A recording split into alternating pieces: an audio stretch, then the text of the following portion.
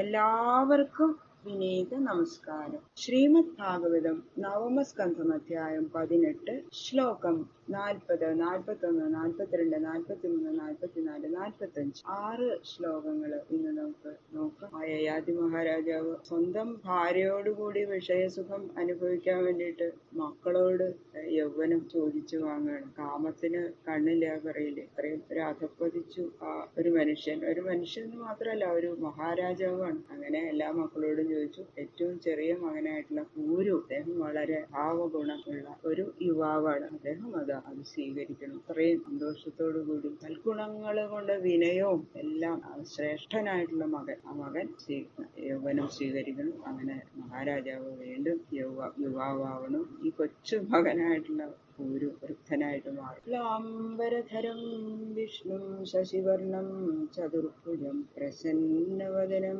ധ്യായേത് സർവവിഘ്നോപശാന്തയേ ഗുരവേ സർവലോകാനാം ഭിഷജേ ഭവരോഗിണാം നിധയേ സർവവിദ്യാനാം ദക്ഷിണാമൂർത്തയേ നമഃ. ഗംഗണപതയേ നമഃ. സംസരസ്വത്യേ നമഃ. ഗുരുഭ്യോ നമഃ. ഓം നമോ ഭഗവതേ വാസുദേവായ. യദു ഉവാച നോത്സഹേ ജരസാസ്ഥാതും അന്തരാ പ്രാപ്തയാ തവ അവിദിത്വാ സുഖം ഗ്രാമ്യം വൈതൃഷ്ണ്യം നൈതി പൂരുഷ തവ അന്തരാ പ്രാപ്തയാ ജരസ.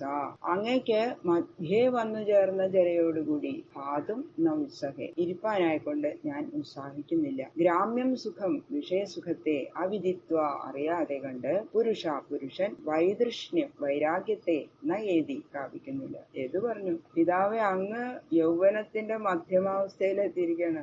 അങ്ങക്ക് വന്നു ചേർന്ന ഈ ജര വാങ്ങാൻ ഞാൻ ആഗ്രഹിക്കുന്നില്ല. എന്തുകൊണ്ടെന്ന് വെച്ചാൽ വിഷയസുഖം എന്താണെന്ന് ഞാൻ അറിഞ്ഞിട്ടും കൂടിയില്ലല്ലോ.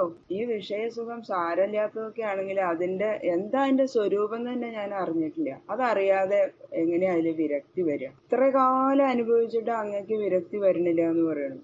അപ്പൊ അനുഭവിക്കുക പോലും ചെയ്തിട്ടില്ലാത്ത ഞാൻ വിഷയവിരക്തനാകുന്നത് എങ്ങനെയാ? പിന്നെ എങ്ങനെ ഞാനിത് എന്റെ യൗവനം അങ്ങേക്ക് തരുന്നു എന്ന് എത് ചോദിച്ചു. ശരിയായ ചോദ്യം തന്നെ. തുർവസുശ്ചോദിതപിത്ര ദ്രുഹ്യുശ്ചാനുശ്ച ഭാരത പ്രത്യാചാഖ്യു അധർമ്മജ്ഞാനിത്യേ നിത്യബുദ്ധയ.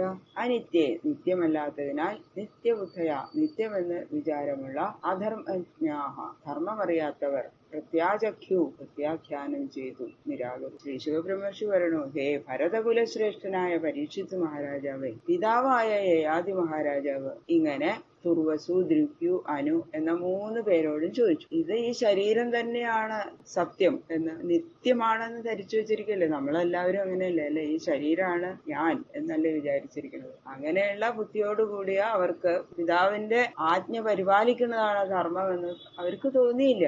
അതുകൊണ്ട് എല്ലാവരും നിരാകരിച്ചു. എല്ലാവരും തന്നെ പറഞ്ഞത്, ഇത്രയും മധ്യമ വയസ്സിലെത്തി മഹാരാജാവ്, എന്നിട്ടും വിഷയസുഖത്തിൽ വിരക്തി വരണില്ല. അപ്പൊ ഞങ്ങളാണെങ്കിലോ ഇത് തുടങ്ങിയിട്ട് പോലും ഇല്ല, അത് അനുഭവിച്ചിട്ട് പോലും ഇല്ല. പിന്നെ എങ്ങനെയാണ് ഞങ്ങള് വിരക്തി വന്നു അങ്ങക്ക് ഞങ്ങളുടെ യൗവനം തരുന്നത്? അവസാനം പൂരുവിനോട് ചോദിക്കണം, ഇളയ മകനോട്. അപൃച്ഛൽ തനയം പൂരും വയസോനം ഗുണാധികം നത്വം അഗ്രജവൽ വത്സ മാം പ്രത്യാഖ്യാതുമർഹസി. വയസ്സാ ഊനം, വയസ്സുകൊണ്ടും താണവനും, ഗുണാധികം ഗുണങ്ങൾ കൊണ്ട് ഉന്നതനുമായ പൂരും തനയം പൂരു എന്ന തനയനോട് അപൃച്ഛത് പൃച്ഛിച്ചു. വത്സ ത്വം, ഹേ ബാല, നീ അഗ്രജവൽ ജ്യേഷ്ഠന്മാരെ പോലെ മാം പ്രത്യാഖ്യാതും എന്നെ നിരാകരിക്കാനായിക്കൊണ്ട് അർഹസി അർഹിക്കുന്നില്ല. അങ്ങനെ ശർമ്മിഷ്ഠയുടെ പുത്രനാണ് പൂരു. ആ പുത്രന്മാരിൽ വെച്ച് വയസ്സുകൊണ്ട് ഇളയവനായിട്ടുള്ള എന്നാലോ വിനയാദി സൽഗുണങ്ങൾ കൊണ്ട് ശ്രേഷ്ഠനുമായ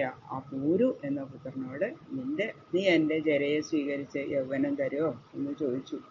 നിന്റെ ഏട്ടന്മാരെല്ലാം നിരാകരിച്ചു, നീ അതുപോലെ പറയരുതേ എന്ന് പ്രത്യേകം പറഞ്ഞു കരയുന്ന പോലെ പറയണത് മഹാരാജാവ്. ഈ പൂരവും കൂടി ഉപേക്ഷിച്ചാൽ എന്ത് ചെയ്യും എന്നുള്ള ദുഃഖം. പൂരു ഉവാച കോനു ലോകേ മനുഷ്യേന്ദ്ര വിദുരാത്മകൃത പുമാൻ പ്രതികർത്തും ക്ഷമോ യസ്യ പ്രസാദാത് വിന്ദതേ പരം.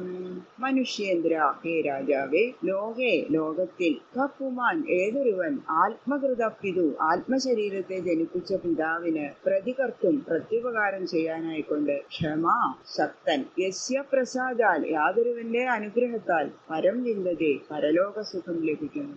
പൂരു പറഞ്ഞു, ഹേ മഹാരാജാവേ, ഞാൻ അങ്ങയുടെ ഒരു പ്രജ എന്ന നിലയിൽ തന്നെ അങ്ങയുടെ ആജ്ഞയെ അനുസരിക്കാൻ ബാധ്യസ്ഥനാണ്. പിന്നെയോ അങ്ങ് എന്റെ പിതാവും കൂടിയാണ്. അപ്പൊ അങ്ങയുടെ ആജ്ഞയെ ഞാൻ അതിക്രമിക്കാൻ പാടില്ലല്ലോ. അത് ഈ ലോകത്തിലെ ഐഹികമായിട്ടുള്ള എല്ലാ സുഖഭോഗങ്ങളും അനുഭവിക്കാൻ വേണ്ടിയിട്ട് എന്റെ ഈ ശരീരത്തെ ഉത്ഭവിപ്പിച്ച പിതാവിന് പ്രത്യുപകാരം ചെയ്യല്ലേ ഞാൻ വേണ്ടത്.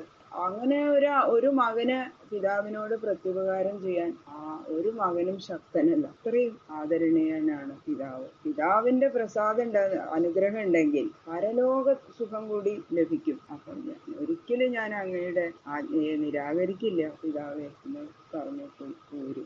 എന്നിട്ട് ഇതാ പിന്നെയും പറയണു, ഉത്തമശ്ചിന്തിതം കുര്യാൽ പ്രോക്തകാരി ഇതു മധ്യമ അധമോ അശ്രദ്ധയാ കുര്യാത് അകർത്തോച്ചരിതം വിദു. ചിന്തിതം, ചിന്തിച്ചതിനെ കുര്യാൽ യാതൊരുവൻ ചെയ്യുമോ സ ഉത്തമ, അവൻ ഉത്തമൻ. പ്രോക്തകാരീതു, പറഞ്ഞതിനെ ചെയ്യുന്നവനാകട്ടെ മധ്യമൻ. അശ്രദ്ധയാ, ശ്രദ്ധയോടുകൂടാതെ കുര്യാൽ യാതൊരുവൻ ചെയ്യുമോ സ അധമ, അവൻ അധമൻ. അകർത്ത, ചെയ്യാതിരിക്കുന്നവൻ. പിതു ഉച്ചരിതം, പിതാവിന്റെ മലം. പ്രത്യുപകാരം ചെയ്യാൻ ഒരു പിതാവിന് പ്രത്യുപകാരം ചെയ്യാൻ ഒരു മകന് ഒരു മക്കൾക്കും കഴിയില്ല എന്ന് വെച്ചാലും യാതൊരു പുരുഷൻ പിതാവിന്റെ അഭിപ്രായം പറയാതെ തന്നെ ആഗ്രഹം അറിഞ്ഞു ചെയ്യുന്നവനാണ് ഉത്തമപുത്രൻ. പറഞ്ഞിട്ട് പ്രവർത്തിക്കുന്നവൻ മധ്യമൻ. പറഞ്ഞാലും ശ്രദ്ധയില്ലാതെ പ്രവർത്തിക്കുന്നവൻ അധമനാണ്. അങ്ങനെ പ്രവർത്തിക്കാതെ തന്നെ ഇരിക്കണവൻ പുത്രനല്ല, പിതാവിൽ നിന്ന് ഉത്ഭവിച്ച മലത്തിനു തുല്യാണ്, പുരീഷത്തിന് തുല്യാണ് എന്ന് പറയുന്നത്. പുത്രനാണെന്ന് പറയാൻ തന്നെ യോഗ്യനല്ല. ഇതി പ്രമുദിത പൂരു പ്രത്യഗൃഹാൽ ജരാം പിതു സോവിതദ്വയസാ കാമാൻ യഥാവൽ ജുജുഷേ നൃപ. ഇതി പ്രമുദിത പൂരു, ഇപ്രകാരം ഏറ്റവും സന്തുഷ്ടനായ പൂരു പിതു ജരാം, പിതാവിന്റെ ജരയെ പ്രത്യഗൃഹാൽ പ്രതിഗ്രഹിച്ചു. സ അഭി, അദ്ദേഹവും, തദ്വയസ, അവന്റെ യൗവനം കൊണ്ട്, കാമാൻ, കാമങ്ങളെ, യഥാവത്, ഇഷ്ടാനുസരണം, ജുജുഷെ, സേവിച്ചു. ശ്രീ ശുകബ്രഹ്മർഷി പറഞ്ഞു, ഹേ രാജാവേ, സർവ വിഷയങ്ങളെയും മനസ്സാ പരിത്യജിച്ചിരിക്കുന്ന അങ്ങക്ക് ഇത് ആശ്ചര്യം തോന്നുന്നുണ്ടാവില്ലേ ഇത് കേട്ടിട്ട്?